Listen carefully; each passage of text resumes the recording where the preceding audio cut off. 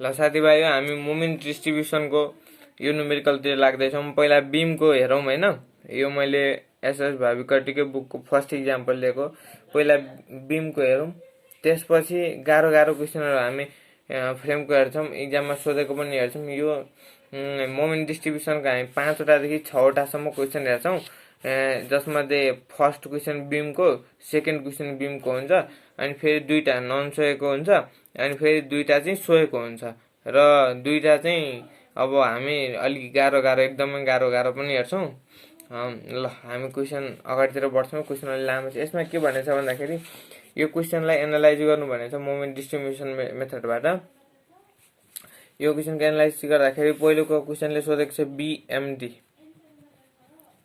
र एसएफटी बनाउनु भनेको छ। एनालाइज भनेको हामीले रिएक्सनसम्म निकाल्नु पर्ने हो, तर यसमा यो बिएमडी र एसएफटी पनि बनाउनु भनेको छ। ल अब हामी यता लागौँ। हेर्नुहोस् त, पहिलो कुरा अब हामीले के बुझ्नुपर्छ भन्दाखेरि यो जुनसुकै क्वेसनलाई पनि एनालाइज गर्नुभन्दा अगाडि फिक्सन मोमेन्ट चाहिँ निकाल्नै पर्छ। ल यसको लागि फिक्सन मोमेन्ट निकालौँ टाइम खेर नफालिकन। एफइएम एबी भनेको कति हुन्छ हेर्नु त, र एफइएम बिए भनेको यसको कति हुन्छ, minus W L square upon 12 minus W into L square upon 12 अनि 36/12 390 भयो हैन, माइनस 90 किलो न्युटन मिटर हैन। यसको त्यति नै प्लसमा आउँछ हैन। अब एफएम यति हेरौँ, बिसी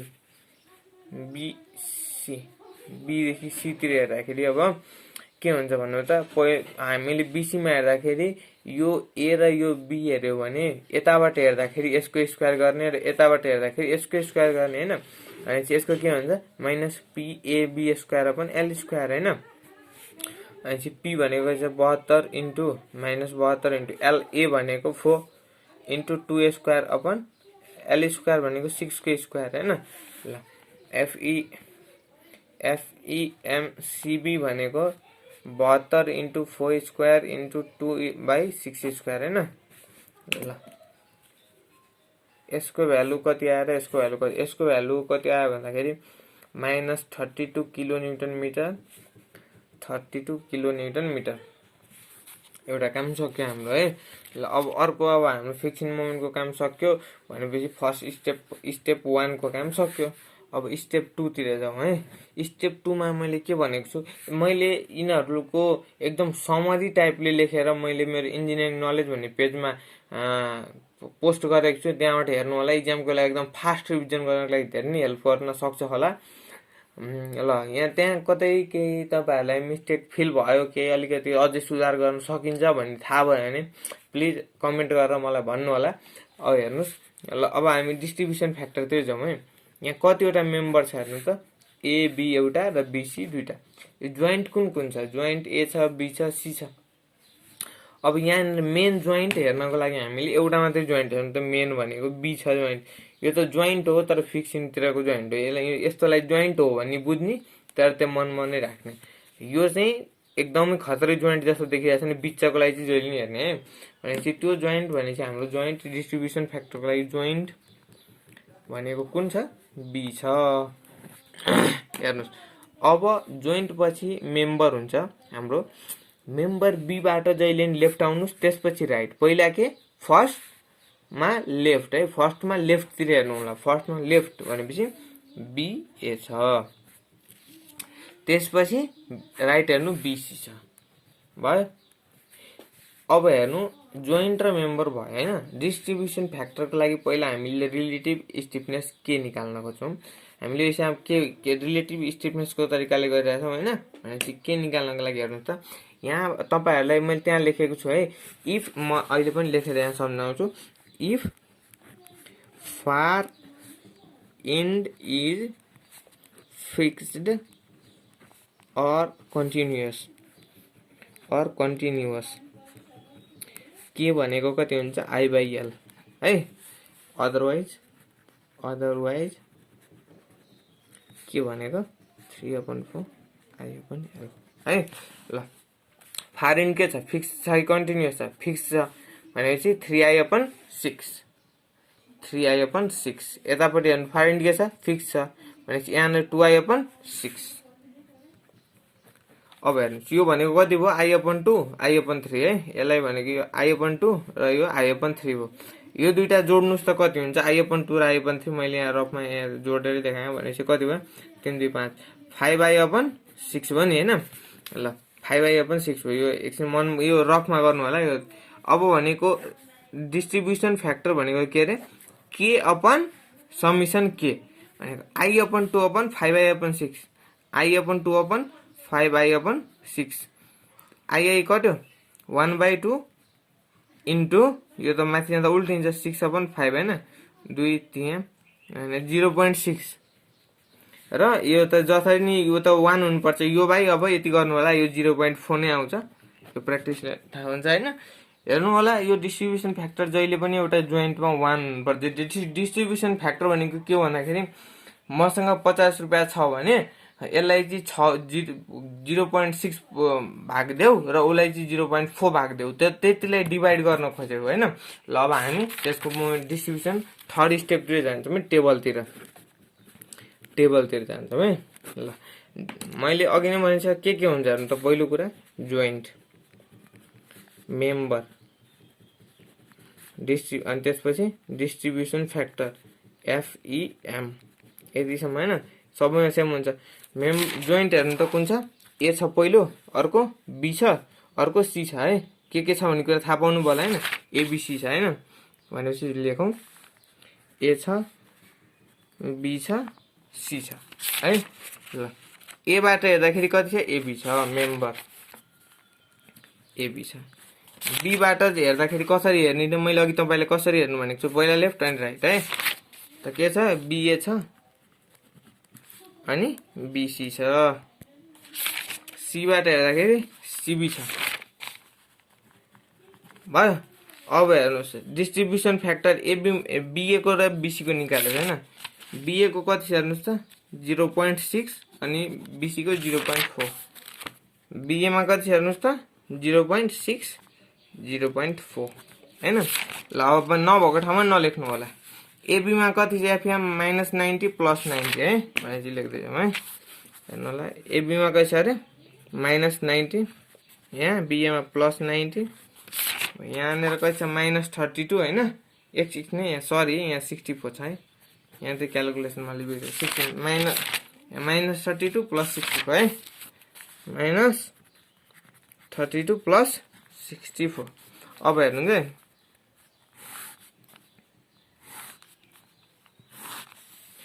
अब हेर्नु त यहाँनिर हामीलाई यहाँ त डिस्ट्रिब्युसन फ्याक्टर तपाईले 0 सम्झे हुन्छ यहाँ पनि 0 सम्झे हुन्छ है। 0 सम्झे हुन्छ भन्नाले त्यो अब 0 नै हुन्छ यहाँ केही नलेख्नु होला अहिले यो बिग्रिन्छ 0 लेख्यो भने बिग्रिन सक्छ त्यही भएर छोड्दिनु।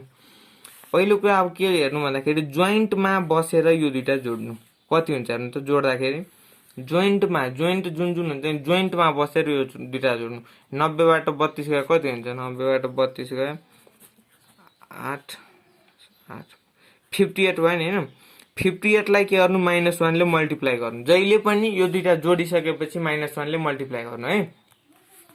-1 ले मल्टिप्लाई गर्नुभयो कति भयो -58 भयो हैन।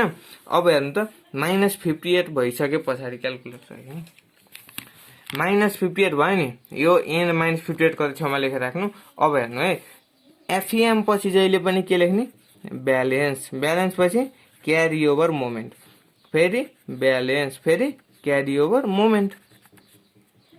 ब्यालेन्स भनेको 90 जुन छ हेर्नु त्यो कति आयो -58 आयो। -58 लाई तपाईले के गर्नु भन्दाखेरि 0.6 ले मल्टिप्लाई गर्नु है। 58 लाई 0.6 ले हैन 58 इन्टु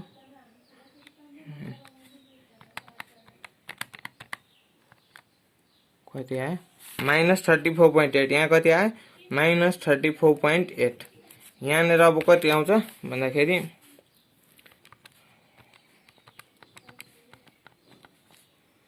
त्यो मल्टिप्लाई गर्नु है यो र यो भनेपछि कति आयो 23.2 है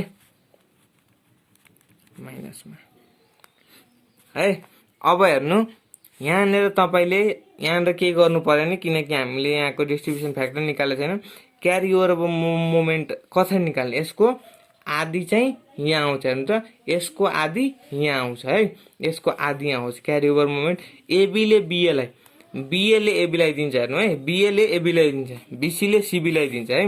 यहाँ कति आयो हेर्नुहोस् त, -/2 गर्नु है, साइन सुत्दै /2।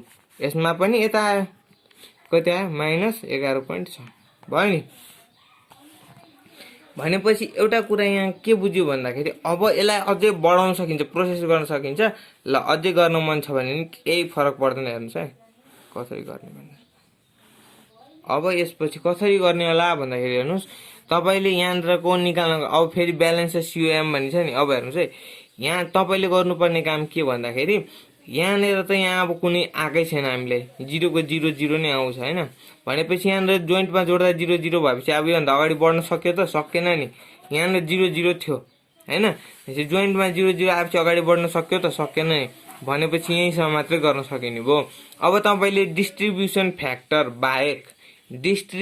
फ्याक्टर बाहेकको जुन छ यो भ्यालु एफइएम सिओएम, यो 3 डिस्ट्रिब्युसन फ्याक्टर बाहेकको सबै भ्यालु जोड्नु पर्यो।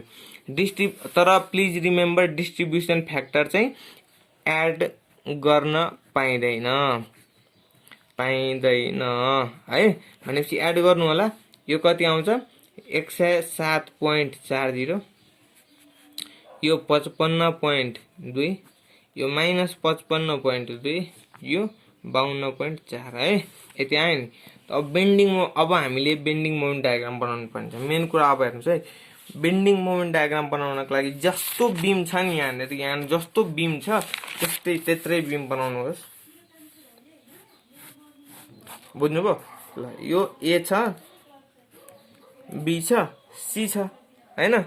ल मैले यहाँ माथि तपाईलाई सजिलोको लागि एकछिन बीम पनि बनाइदिए यसरी। यहाँनिर लोड छ, यहाँ फिक्सिङ छ, यहाँ पनि फिक्सिङ छ, यस्तो छ हैन। ल हेर्नुहोस् है, एबी भन्ने पोर्सनको मोमेन्ट कति छ 107.48।